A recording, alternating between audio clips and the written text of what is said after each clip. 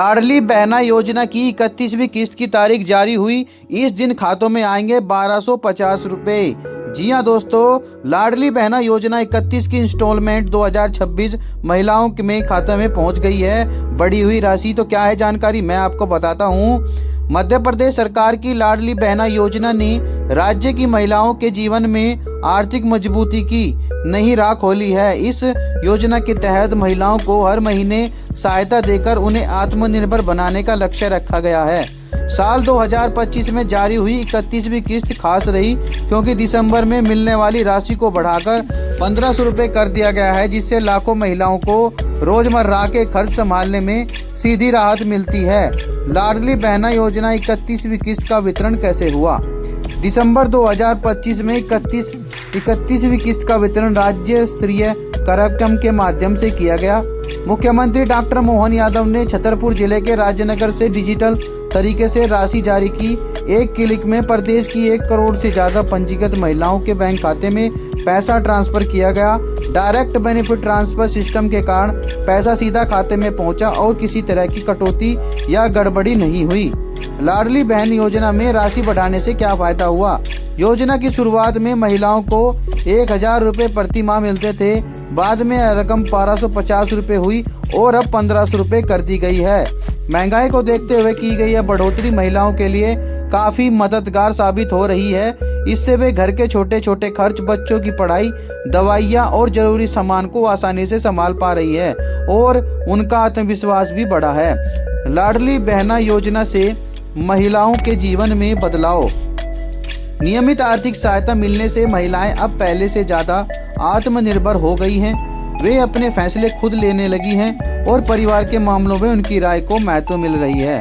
कई महिलाएं इस राशि से बचत भी कर रही हैं, जिससे भविष्य को लेकर उनमें सुरक्षा का भाव मजबूत हुआ है। दिसंबर 2025 तक यह योजना महिला सशक्तिकरण का मजबूत आधार बन चुकी है। लाडली बहना योजना की पात्रता शर्तें। इस योजना का लाभ लेने के लिए महिला का मध्य प्रदेश का निवासी होना जरूरी है और उम्र कम से कम 21 से 60 साल के बीच होनी चाहिए। विवाहित, विधवा, तलाकशुदा और परित्यक्ता महिलाएं इसके लिए पात्र हैं। परिवार की आय तय सीमा से ज्यादा नहीं होनी चाहिए और परिवार का कोई भी सदस्य आयकर दाता नहीं होना चाहिए। साथ ही महिला का बैंक खाता आधार से लिंक होना अनिवार्य है। लाडली बहना योजना में दस्तावेज और बैंक अपडेट क्यों जरूरी है? कई बार किस्त न आने का कारण आधार लिंक न होना या KYC अधूरी रहना होता है। इसके लिए सरकार महिलाओं से लगातार अपील कर रही है कि वे अपने बैंक और दस्तावेज की जानकारी सही रखें। दिसंबर 2025 तक ज्यादातर लाभार्थियों ने यह प्रक्रिया पूरी कर ली है, जिससे भुगतान तेजी से हो रहा है।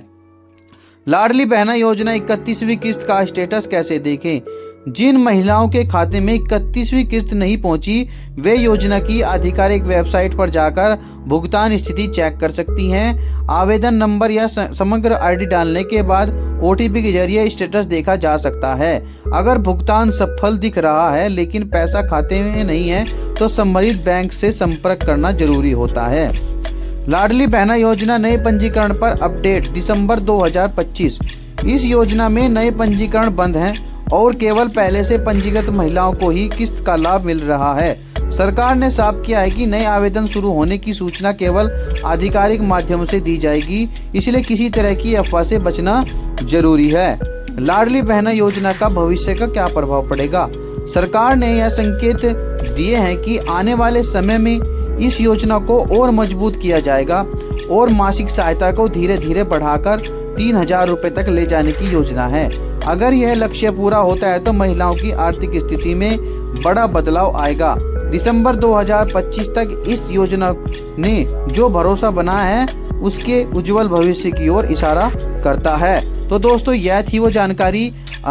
ये इसमें लाडली बहना योजना में पहले 1000 रुपये किस्त मिला करती थी, फिर उसको बढ़ाकर 1250 रुपये कर दी, लेकिन अब महिलाओं के लिए महंगाई को देखते हुए सरकार ने यह किस्त 15 रुपये कर दी है। तो दोस्तों, यह थी जानकारी। अगर आपको जानकारी अच्छी लगी तो वीडियो को लाइक करें, चैनल को सब्सक्राइब करें और मिलते हैं ऐसी जानकारी के साथ अगली वीडियो में भी। तब तक के लिए नमस्कार।